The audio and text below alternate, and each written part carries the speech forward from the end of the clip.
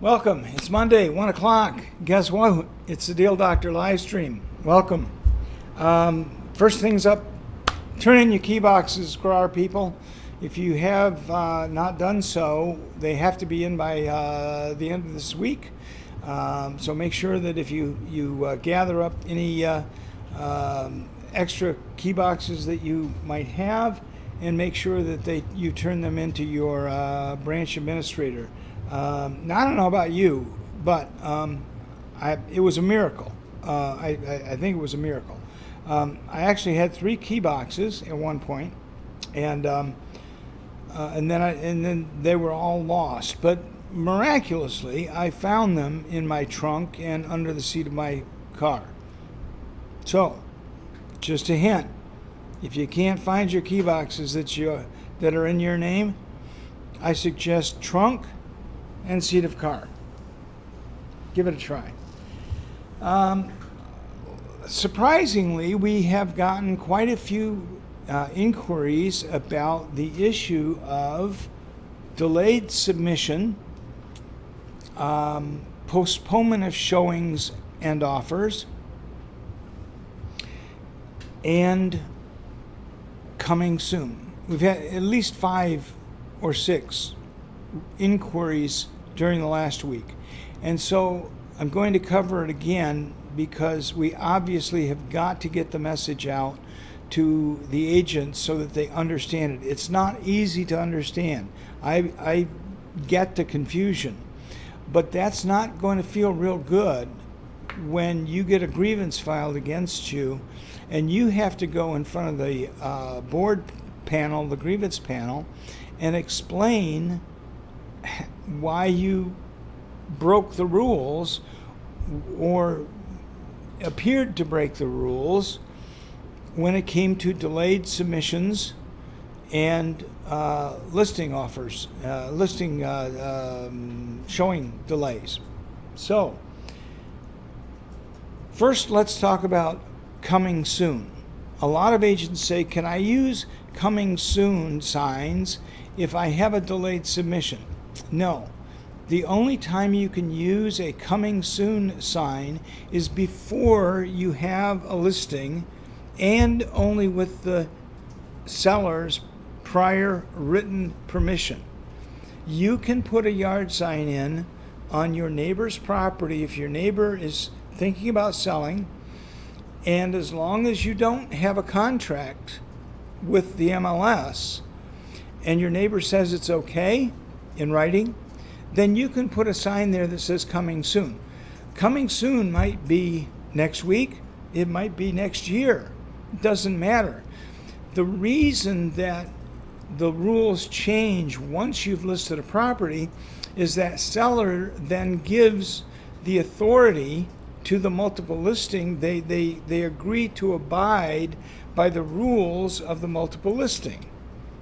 Now, according to the multiple listing rules, once you have a listing, that listing has to be uploaded within 3 days of the signing of the contract.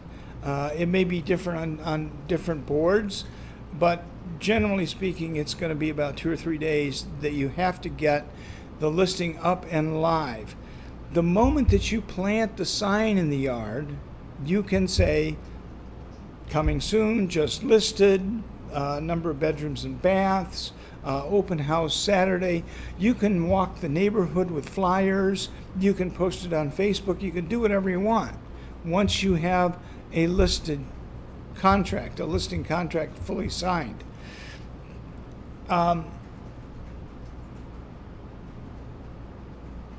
However, very often sellers will say, I want to list the house, but I've got a lot of painting to do, lawn work, landscaping to update and so on. So I don't want it to go onto the market for 2 months from now, until 2 months from now. Okay. So just for fun, let's pretend that's 1st of September. And so you fill out a listing contract and you get it signed along with a second document that's called a delayed submission form. The delayed submission form includes in it a live date, a date which you will have everything uploaded to the MLS, all the photos, all of the information, and that's the day it goes live. Up until that point, you cannot do any advertising whatsoever. No Facebook posts, no walking the neighborhood with flyers or a sandwich board or driving up and down the street with speakers. None of that. No advertising whatsoever. Mailers, postcards, nothing, not even a sign in the yard. So if you are under a delayed submission agreement, you cannot advertise in any way, shape, or form until that listing is live. If you do so, you are in violation of MLS rules. Now, another option is to postpone the showings and offers written. And you can do that with the listing contract. You can say words like, seller requests no showings until such and such a date, and seller will review no offers prior to such and such a date. For example, if I'm going to do an open house on Sunday, I take a listing on Monday, and then I can advertise all week, Facebook posts, postcards, whatever you like, and then hold all showings until that Sunday of the open house, and then say, and the seller's not going to look at any offers until Monday, the day after the open house. You can say that in the listing contract, but it also has to be on the MLS. And in my view, it should be not only in the MLS agent remarks, but it should be in the marketing comments so that the public understands that it's not the listing agent or the buyer's agent who is refusing to let somebody in, a buyer in, to take a look at the house. That's where a lot of problems start, is because the consumers, the public, thinks that we're holding back something. And we're not. The seller is, but we're abiding by the seller's rules.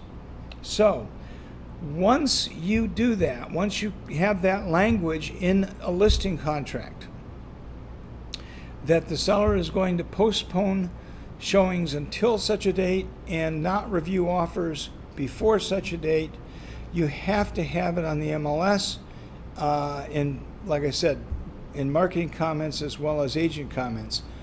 Conversely, you cannot have that language. You can never put that language on the multiple listing system if it is not written into the contract and signed by the seller. Absolutely, positively not. It must be signed by the seller on the listing contract, that clause, before you can put it on the multiple listing. Now, let's do a let's pretend. We've been down this road. Trust me, we've seen this before. Seller says, I'm going to list it, it's Monday, I'm going to list it with you once you do an open house on Sunday, and then we'll look at offers on Monday. Write that clause in there. Okay, we're all good to go. We put it on the MLS. We market the daylights out of it. We put it out on Facebook. We boost the post. We send out postcards. We send out mailers. We walk the neighborhood, whatever. Thursday comes along, and all of a sudden, an agent sends over an offer. And the offer is, let's say, $20,000 over the asking price, cash, no inspections, not subject to an appraisal, and $25,000 earnest deposit, non-refundable. Now what do you do? Because you have an obligation to tell the homeowner, the seller, that you have this offer. Now the seller has the right to say, I don't want to look at it. I don't want to hear anything about it. I told you in my listing contract that the terms of the co-brokerage agreement are only in effect when I say I'm going to start looking at offers on Monday. That's the term of the co-brokerage offering that the seller has made to the multiple listing system. Think about that. Because this agent who walks in with an offer sight unseen, but way over the top, is intending to scoop the listing. There's no question. Now the question is, what must the seller do about it? First of all, they can do nothing. They can say, you know what? I feel very confident that we're going to get a very good offer by holding the showings until Sunday and reviewing offers on Monday. I want the exposure to the full MLS, and I want to have the open house on Sunday, and I'm not going to change the game plan here. That's one option they have. Another option they have is to say, okay, tell us the offer, show us the offer. When you show them the offer and maybe you pick them up from the ground after they faint, they say, you know, I don't know that we can ignore that offer. I mean, that's really scary. Okay? Well, here's a problem. When you've done that, you've already broken the rules. If that's the sequence of events that I just described, then you have already broken the rules, because it says the seller is not going to review offers until Monday. So if your seller gets that offer on Thursday that's way over the top, crazy high, non-refundable earnest deposit and so on, then you have to go through a step-by-step process. Number one, you have to change the terms of the listing contract with an amendment that says the seller hereby agrees to look at all offers now. Get that signed by the seller, load it up to the MLS so there's verification that this happened at a specific time. You need a timestamp paper trail here, and then remove the remarks from the MLS that said that they were going to postpone. And ideally, if you have the names of anyone who may have shown an interest in showing the property, you should call them. That's not a requirement, but it will save you from sitting in front of a grievance committee explaining yourself. It's best if you can leave that language up there for a day or so that other agents can see it. But bear in mind that when you choose to go down this road of delaying showings and reviewing offers, there are potential problems if another offer comes in early, sight unseen, and now you have to go through a specific process in order to remove that. What I'm hearing out there, and the confusion that I'm hearing, is between that situation and a delayed submission offer or delayed submission listing, where agents are confused about whether or not they can promote during the delayed submission period. And that answer is real simple. The answer is no. No, you can't. Sorry. Another question that came up, personal transactions. This one is really easy. If you own a property or are part owner of a property, whether through as an individual or as an LLC, as part of an LLC, you must act in your own behalf. If you're selling the property, you're a seller's agent, period. You're not a transaction coordinator. You're not a dual agent. No, there's no judge in the world who's going to say, wait a minute, this is your property. Let me get this straight. This is your property, and you're trying to tell me that you're going to behave with equal fiduciary responsibility to that buyer who you don't know and yourself. Who are you really trying to kid here? The same holds true if you're buying a property or have an interest in an LLC who's buying a property. You have to remain in the buyer's position in that situation because you're really representing yourself. You can't slide into transaction coordinator, and you certainly shouldn't never, ever, ever slide into dual agency. So if you are personally involved in a transaction as the seller, you're always a seller's agent. If you're personally involved as a buyer, you're always a buyer's agent. I hope that is clear. Another question came up.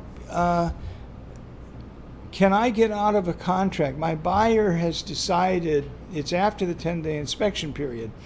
Can my buyer get out of the contract by just simply giving up their earnest money? Maybe. If you get a hold harmless that says that that the seller is not going to sue for any more money, then possibly yes. But if your seller if the seller decides, no, I'm not going to sign that, the inspection period ended 2 days ago, now you've decided, the buyer has decided to get out of the contract, and now they want to get they're willing to give up their earnest deposit, but they think it ends there. It doesn't. It doesn't end there unless the seller agrees via a mutual release that it ends there.